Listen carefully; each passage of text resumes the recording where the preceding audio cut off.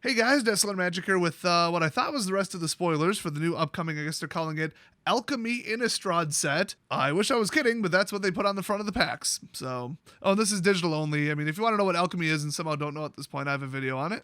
But we are missing 6 cards according to Wizard's own count, so there might be more. So first up, we've got another Force Fight card, except this one's a pseudo fight. So we've already got Blizzard Brawl, which is a true fight, but it's only for 1 mana in green. This one's 2 mana. This one's instant speed as well.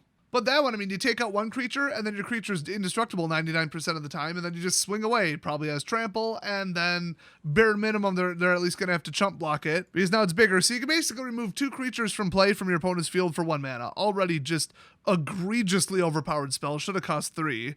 But they thought, oh, the downside is you have to run snow. Oh, because that's so hard to add to your deck with all the negative consequences it entails. Anyway, now on top of it, we've got this. So just to set the stage, like there's nothing too overpowered with this card.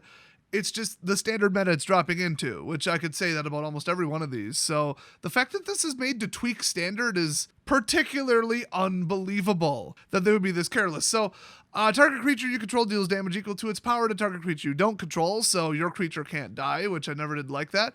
Then choose a creature card in your hand. It perpetually gets +X, where X is the amount of X's damage dealt this way. So it has to be in your hand, it has to be a creature, but other than that, this is ridiculous. You can just hold on to some garbage 1/1, cast this, get rid of a creature, and then drop in like some huge creature that doesn't cost enough for, meriting how big it is. Unbelievable. So next up, Settle the Wilds. Wait till you hear this one. Oh boy. 3 cost double green sorcery. Seek a basic land card, which means tutor it out of your deck.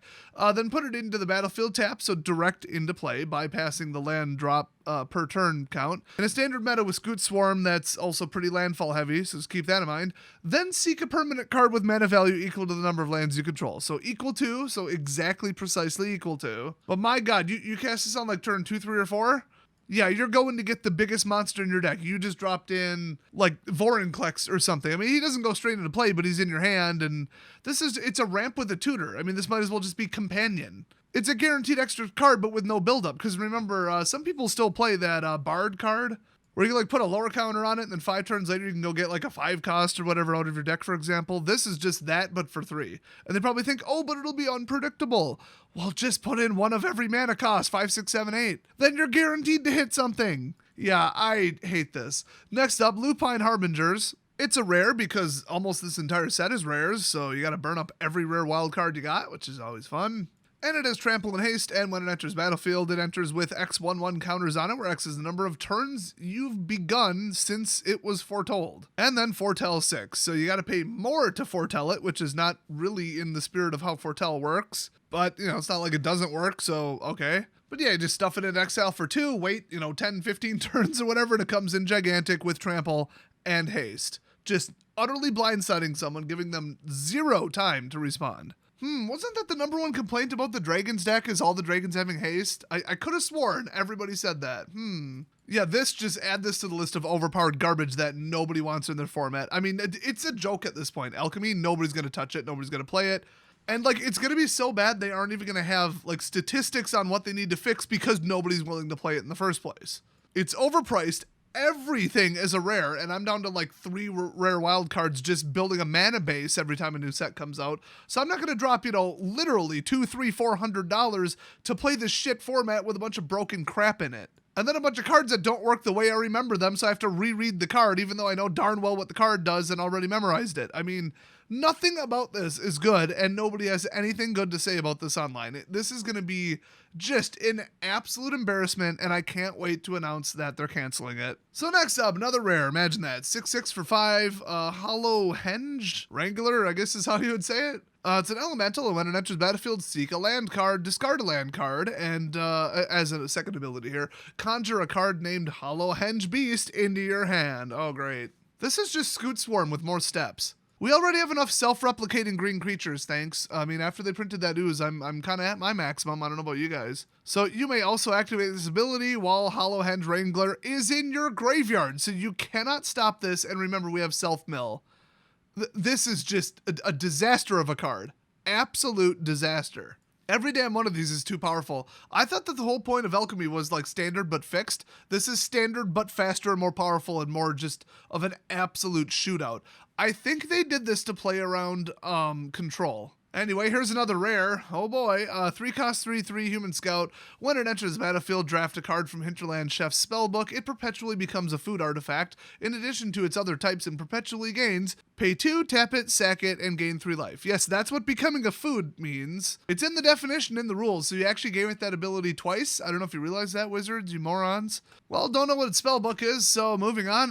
Next up, we got Grizzled Huntmaster. It's a 3 cost 4/3 Human Warrior, and when it enters battlefield, you may exile a creature card from your hand. If you do, search your hand and library for any number of cards with the same name, exile them, then shuffle. Choose a creature card you own from outside the game, conjure a duplicate of that card, they've already lost me, into your hand for each card exiled from your hand this way. So get rid of a bunch of crap you might need for some other crap you might need that was in your sideboard in best of one, which shouldn't even exist, and is already stuffed with a bunch of sorcery lesson crap. What even is this card? Anyway, next up, another rare, Geistpack Alpha, 4 cost 5/4 with trample. It's a wolf, and when it dies, seek a permanent card with mana value equal to the number of lands you control. I could have sworn one of the seek cards they put it in your hand when that's what seek means. Also, they didn't capitalize seek, even though it's a keyword. There's a lot going on with the consistency of this set. So they're manually shoehorning in like more landfall crap into the meta, even though it was a disaster last time. Also, it's still here.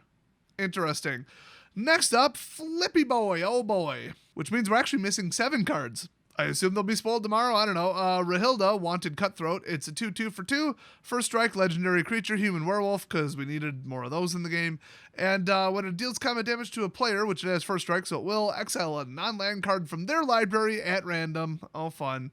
During any turn you attacked with a wolf or werewolf, so every turn, you may cast that card and may spend mana as though it were any color. And she's daybound, so it gets worse. On the back, we've got Feral Outlaw, still a 2/2, double strike, and let me just read this, see if it's the same. Yep, same exact thing, so just double strike. So a card that relies 100% on luck and coincidence, and you're grabbing a card from a deck you didn't build with a completely different archetype. And that's somehow supposed to be good. And yet a tiny portion of the time, it'll be just broken as hell. So next up, Angel of Eternal Dawn. It's a 3 cost 2/4 Angel because we needed more white angels and flying creatures, obviously. I don't know if you noticed, though those are very lacking in the current meta. Seriously, what about like jacking up the power level of every tier 1 deck in existence? Sounded like a good idea to them. Anyway, flying, when it enters the battlefield, it becomes day. It can't become night. But this is just a reject from Crimson Vow then. Or I would dare even say Midnight Hunt, but okay. Your opponents can't cast spells with mana value greater than the number of turns they have begun. Now that I'm all in favor of, because we've got way too much treasure ramp and casting shit for 7 on turn 3 and whatever. Yeah, sure, but problem is, she comes in too late to make a damn ounce of difference. So this is like purely a sideboard card, and nobody plays with sideboards of best of 3 on Arena. Let me cite the source on that. The Arena devs. I don't know why the hell they thought this was necessary, so just useless, worthless card. There's nothing in between here. I think I saw maybe 1 card out of the whole set where I'm like, oh, that's kind of interesting.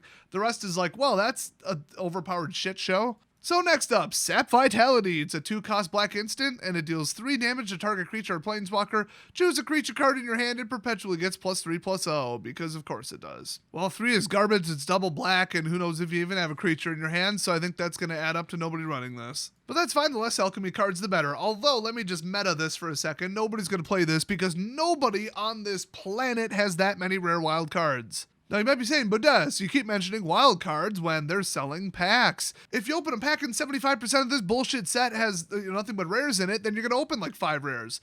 That has not been confirmed yet, but actually now I'm interested. They just posted an article. I'll be back after minutes of research. But for you with editing, well, they didn't specifically specify what's in a pack, so I'm going to assume it's 1 rare. And I assume that because they said, and I quote, these packs work just like normal store packs, but because Alchemy Innistrad doesn't have any commons, the slots are filled with Innistrad Crimson Vow commons. So 1 rare per pack in the entire set is basically rares or better. Fantastic. Now if you're looking at it and thinking, okay, there's primarily 2 rarities and we don't really care about uncommons, so if there's only 63 cards in the set, I could max it out and just start opening them for 20 gems over and over and over. First of all, I've done it with sets in the past, not worth it. I mean, 20 gems or whatever for 1,000 gold is not even close. And secondly, oh, wait till you hear this. Once you have collected a playset of all rare cards in Alchemy Innistrad, the rare slot will provide uncollected Crimson Vow rares. Once you've collected 4 copies of all rares in Crimson Vow, which will never happen, then you'll receive 20 gems as usual. Oh, how generous of you. So back to the spoilers. Break expectations. One of the few uncommons. It's black sorcery. Target player reveals all cards with mana value 2 or greater in their hand. Oh, good, a hand spy for 1. That's what we needed. Glorified Thoughtseize. Then you choose a card from among those cards, exile that card. If a card was exiled this way, then say the word card 10 more times out loud, and then that player drafts a card from Break Expectations spellbook and reveals it. So you get rid of one of their best cards, and then you get a free spell of your choice, Total Swiss Army, for 1 mana. Absolutely ridiculous. I've made up my mind. I'm not even playing Alchemy for 3 seconds. I might, do one game just to get a screenshot of it or something, but I don't need to do a demo of this to just look at the cards and say this is going to be a shit show, okay? Completely not enjoyable, completely worse than standard.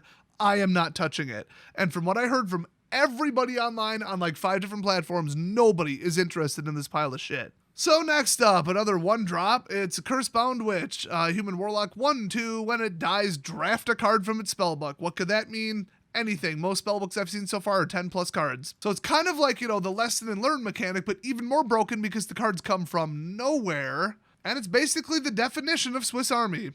So next up, Predatory Sludge. 3 cost 3/3 ooze. We're back to the rares again. Menace, and when it enters the battlefield, choose a permanent you don't control. When the chosen permanent is put into a graveyard from the battlefield, conjure a card named Predatory Sludge in your hand. So just another bounty hunter card. This is, pretty well balanced and interesting compared to the rest. I mean, it's slow, it's gradual. It might kind of change a blocking assignment a little bit. Just kind of throw a monkey wrench in your opponent's plan without completely screwing them over. Yeah, occasionally you do print something kind of fun. But next up, we're going to go to Puppet Razor. Haven't even read it yet. Bet it's shit. Because it's mythic. It's 4 cost 3/3 zombie wizard. And at the beginning of your end step, exile up to 1 target creature card from your graveyard. If you do, seek a creature card with mana value equal to the mana value of that card plus 1. That card perpetually gains menace. So kick something out of your graveyard and just birthing pod for free or whatever. I think that's what they nicknamed the effect, right? I don't play Modern anymore. So, I mean, okay, you got to fill your graveyard first, but you can do that without getting creatures killed. They seem to think that you have to, have it in your hand. Okay, now you got a 3-cost creature. Now you paid to put it into play. Now you got it killed. Now you brought this into play. Now you waited to your end step. Now you go get a card. Wow, okay, who's going to set that up? In reality, it's like, self-mill on turn 1 or 2, treasure this into play on turn 3, and then summon some broken shit on turn 4. It's like they designed this for a completely different game. Like they weren't even aware of what the meta was. But then again, we don't know when they designed this. I mean, yeah, they had to commission the artwork, but other than that, they could have designed these in 2 weeks. And this is supposed to be the rapid, ultra rapid response team is in charge of this. They're going to save Arena by, reacting quicker than waiting 9 months to ban something. And yet it looks like these cards were designed 7, 8, 9 months ago. Certainly not with the knowledge of what the meta looks like, that's for damn sure. So next up, Veteran Ghoul Caller. It's a 2 cost 2/1 human rogue with menace because we needed more ideas for people running the rogues deck. Yes, that's still a thing. Yes, Zareth San is still a thing. People still play that occasionally. So whenever a card in your graveyard is put into your hand, conjure a duplicate of that card into your hand. Oh, and then you can duplicate it when you drop it into play with Necro Duality or whatever the hell. So you take something in your graveyard that definitely didn't get there from the battlefield, you bring it back with one of a billion different effects, and then you get 2 of it, and then you get 4 of it if you have enough mana to cast it twice. That's a lot of ifs, but boy, could this go off. But in the meantime, you can just blow this guy away, and I'd say he's not a very good creature, but see, that's where the determining line is. He's a 2/1 with menace for 2. That's pretty damn good, and too many cards in black have menace right now. So this crosses the line, but it only is 1 toe past the line. Next up, Sanguine Brushstroke. Oh no, it's a 3-cost black enchantment with the word sanguine in it. I don't even want to read this. This is where I would switch to hard liquor at this point if I drank. Okay. When Sanguine Brushstroke enters the battlefield, create a blood token and conjure a card named Blood Artist. I don't even know what that is. Onto the battlefield. Wait, how do you conjure a card onto the battlefield? That's not in the definition of conjure. Oh my god. Somebody just kill me now. This has got to be a dream. Although, oh my god, I took CBD and melatonin and ate a bunch of pork sausage right before bed, and I went on a fucking vision quest to the future, my boys. That's enough like hallucinogens and brainwave fuckery. I dreamt that we broke into a church because we were filming a sequel to, I guess, simultaneously Ultraviolet and National Treasure. Nicolas Cage was there, but so was a camera crew, but we were like, it was really happening. And we had to steal like a sacred silver dagger out of like some storage thing behind the altar. And then we read one of the clues that we also found on a scroll in there, and it said we had to fight the ghost of Abraham Lincoln. Or pardon me, the zombie. And then I woke up, which is a shame because that would have been an epic boss battle. Don't do drugs, kids. Wait, was that reading a card or something? Oh yeah, whenever you sacrifice a blood token, each opponent loses 1 life and you gain 1 life. Let me check on something with that. Hold on. Okay, I thought the game let me do this once, and honestly, it's Arena. It probably did let me do this once. I thought that you could pay 1, sack it, and then have the effect just not go off, which you can if you have no cards in hand. Otherwise, you have to discard a card. I thought it said you may discard a card, but it's part of the payment. So yeah, I thought you could just arbitrarily pay 1 and sack these, which would make this a little much. I mean, 1 mana to do 1 damage and then you run out of blood. Okay, whatever. So, I mean, this doesn't seem too bad, but I also don't remember what Blood Artist does, and I'm sure as shit not going to check. So next up, Assemble from Parts. It's a 2-cost black instant. Target creature in your graveyard perpetually gains. Pay 4, exile this card from your graveyard. Shuffle it into your library. Create a token that's a copy of it, except that it's a 4/4 black zombie in addition to its other types. Which, whether that's, normally a huger one than that or a tiny one, based on ETB and triggers and activated abilities, that's almost pretty messed up in both directions, potentially.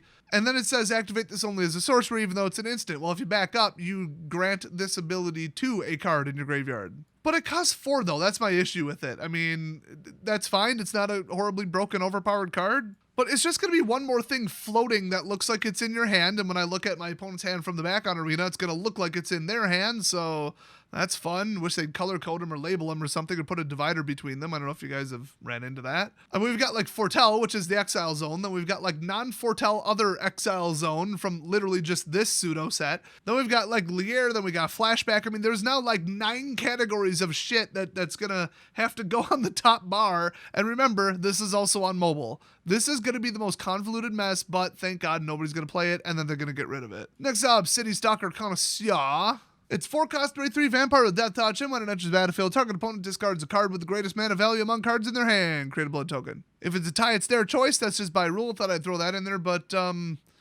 yeah, this is annoying. But I mean, honestly, a discard effect that's not the user's choice, but costs 4.